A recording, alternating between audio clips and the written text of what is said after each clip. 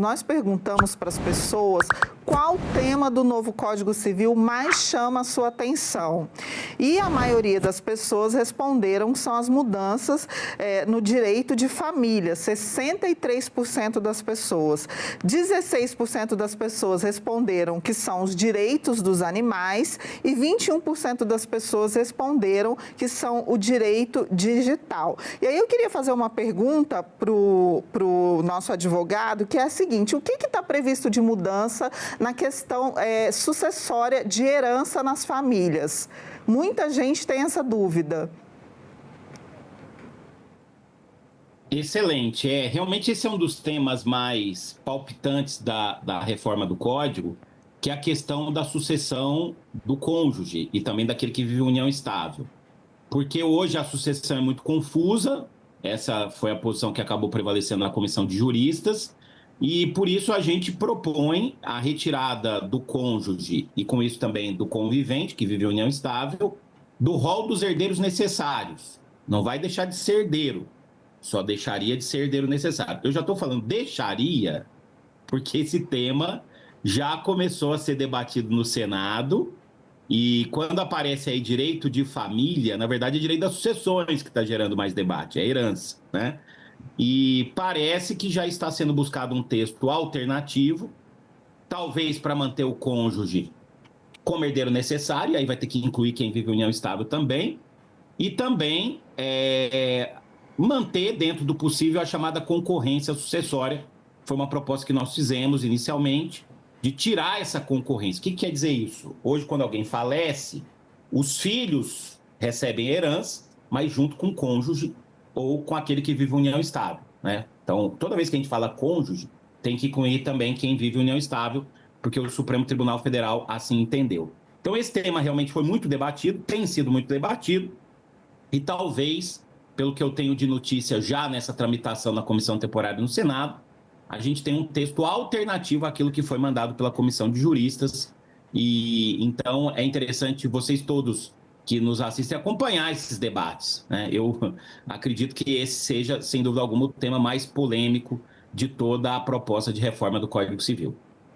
Pois é, doutor Flávio, lembrando, pessoal, que essa comissão temporária, né, aqui do Senado, que é presidida pelo senador Rodrigo Pacheco, ela é transmitida pela TV Senado, pelo YouTube da TV Senado, então você pode acompanhar, né, a íntegra dessas reuniões e tudo que está sendo debatido aqui, até porque é importante a gente consultar a fonte oficial, né, para a gente não cair aí em mensagens enganosas sobre esse assunto. E, Laura, mais uma vez de São Paulo, o pessoal de São Paulo aqui está participando muito. A gente tem aqui uma pergunta sobre criptoativo. O Arthur quer saber se o código está tratando disso, né? Os criptoativos são aí as criptomoedas, moedas digitais, né?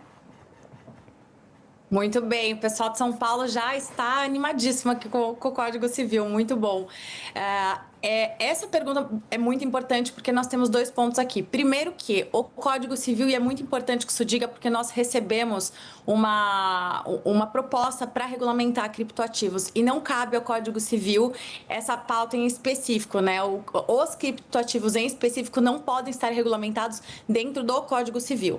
Mas o que está regulamentado dentro do Código Civil, que aí já linka com a pergunta anterior, é a sucessão de bens que são puramente digitais. Então, o que é importante dizer aqui? Nós separamos os bens digitais em três bens, né? Em três espécies, basicamente, que são os puramente personalíssimos, os puramente econômicos e os que são híbridos. Então, os híbridos seria, já linkando mais uma vez na pergunta anterior, por exemplo, uma rede social de uma pessoa muito famosa, que ela movimenta muito dinheiro ali, então nós temos uma característica que tem um valor patrimonial muito grande agregado e ainda tem junto uma questão personalíssima, que é o Instagram da pessoa, né? E aí nós fizemos essa regulamentação. Os criptoativos caberiam aí na última classificação, que são os puramente patrimoniais. Então, nós não trouxemos uma regulamentação falando criptoativos, porque isso, como eu disse, não cabe, né? Não é o locus do Código Civil regulamentar os criptoativos, mas nós trouxemos sim como eu já informei, a forma da sucessão desses bens que tem um valor patrimonial agregado. Porque hoje nós não temos a forma dessa sucessão. Então, a pessoa vai falecer, isso não vai passar para os herdeiros. Então, o que nós regulamentamos dentro dos bens digitais é, sim, que tudo que tenha valor patrimonial agregado seja transmitido para os herdeiros, o que hoje não acontece, causando, inclusive, uma segurança jurídica extrema dentro do Brasil. Então, mais uma vez, mostrando a necessidade dessa regulamentação. Tá certo. Cibele? Nós vamos mostrar mais uma enquete agora. Outro tema que a gente recebeu bastante dúvida foi em relação aos animais. E nós perguntamos para as pessoas, porque o novo código ele reconhece os animais como seres com sentimentos e eles passam a ter direitos e garantias. Nós perguntamos se as pessoas concordam com isso e a maioria respondeu que sim, 75% das pessoas. Apenas 25% disseram que não. E aí eu vou emendar com uma pergunta para o Dr. Flávio, do João de São Paulo. Ele quer saber o que está previsto como garantia para os animais nesse novo código. Excelente pergunta. Esse é um dos temas mais palpitantes. Inclusive, ontem, lá na audiência pública, João, nós tivemos esse assunto sendo debatido. Nós chegamos num texto intermediário. Os animais não são tratados no projeto como coisas, mas também não são tratados como pessoas. São tratados como seres sencientes, seres dotados de sensibilidade. Então, a gente acaba seguindo outras legislações de outros países, como, por exemplo, o Código Alemão, no artigo 90, até há uma coincidência, porque no Código Alemão é o artigo 90A do BGB, o Código Alemão, que fala que animais não são coisas e que, na falta de legislação, eventualmente, são aplicadas as mesmas regras quanto às coisas no que couber.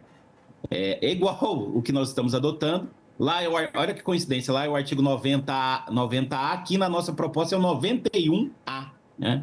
Então, a gente segue uma tendência internacional de se reconhecer que animal coisa não é, mas pessoa também não, está muito distante do tratamento de pessoa, num texto equilibrado para que, no futuro, seja criado um estatuto próprio a respeito da situação jurídica do animal.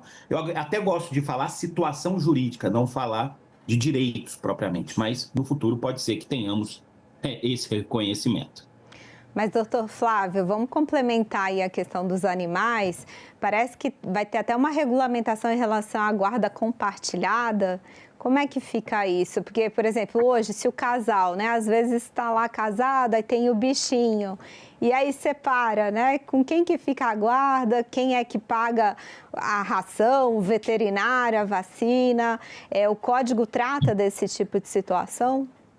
Ele trata, sim, Sara, mas ele não trata propriamente em regra de guarda. Ele trata na regra de despesas, dos deveres relacionados aos animais, os deveres dos cônjuges ou dos conviventes, no artigo 1566. Há quem diga que é guarda propriamente dita. Eu tenho minhas dúvidas, mas há uma previsão, sim, sobre compartilhamento de despesas em relação a animais na proposta do 1566. Tá certo. Laura, vamos falar um pouquinho de inteligência artificial? Porque, assim, já está aí, né? As pessoas já estão usando, ela está presente na nossa vida, a gente já está recebendo um monte de vídeo aqui feito com IA na rede social.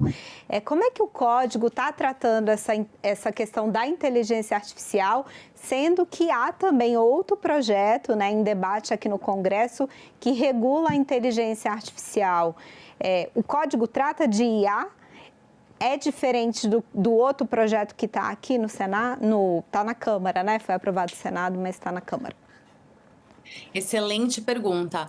E é bem isso, né? Partindo desse pressuposto inicial que a inteligência artificial está aí e nós precisamos regulamentar e lidar com ela de alguma forma, né? Todos estamos usando.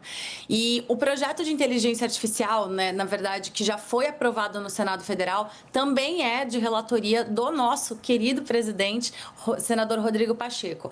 E o que aconteceu? A própria pessoa que relatou esse PL de inteligência artificial também participou das discussões conosco ali dentro da comissão e nós trouxemos uma regulamentação regulamentação em aspectos gerais. Então, nada do que tem dentro do capítulo de inteligência artificial, então existe um capítulo só para falar de inteligência artificial, ele está em dissonância com o que está nesse PL que foi aprovado já no Senado e como você disse, está na Câmara agora para ser aprovado e será aprovado com provavelmente algumas alterações da Câmara dos Deputados. Nós trouxemos aspectos gerais e trouxemos pontos muito relevantes que não estão nesse PL, porque ele trata da pessoa natural. E, mais uma vez, como eu disse, o locus é muito importante nessa questão legislativa. O lugar de colocar alguns temas, de fato, não é no PL de inteligência artificial, e sim no Código Civil. Então, um dos pontos extremamente relevantes que nós colocamos, que não poderia, de fato, estar dentro desse PL que já foi aprovado no Senado, é, por exemplo, a utilização da imagem da pessoa, tanto viva como falecida, por meio da inteligência artificial. Eu lembro que no meio das discussões da atualização do Código Civil, nós tivemos uma propaganda com uma pessoa falecida, com a sua filha cantando ao lado dela, e isso gerou uma grande discussão social e uma grande discussão social ética também, de podem usar minha imagem quando eu falecer? Não podem. Quem vai autorizar o uso da minha imagem? E se utilizarem de forma econômica, como aconteceu, por exemplo, nessa propaganda? Eu quero que façam isso. E um ponto muito relevante que ele precisa também ser falado é o respeito ao legado da pessoa falecida. Então, eu faleci e eu tenho que respeitar o meu legado em vida, né? Como isso é feito? Então, nós, como eu disse, não temos nenhuma regulamentação sobre isso hoje. Também não temos nesse PL de inteligência artificial que já foi aprovado. E esse é o lugar aqui para ter essa discussão, que é o Código Civil. Tá certo, doutora Laura. Inclusive, né, essa propaganda ainda tinha uma clareza, né? Não, isso aqui é feito com inteligência artificial. A questão é que hoje está tudo tão sofisticado que está cada vez mais difícil da gente perceber o que é real e o que é IA, né? Então, a gente tem que ter muito cuidado com isso também. E vou dar um salve aqui o pessoal do TikTok, que a gente já tem mais de 3.000 pessoas aqui participando da nossa live. Vou chamar a Cibele, que ela tem mais uma enquete, né, Cibele? Isso, nós temos uma enquete para mostrar para a doutora Laura. Nós perguntamos para as pessoas se elas são contra ou a favor desse capítulo sobre direito digital que está previsto no novo Código Civil.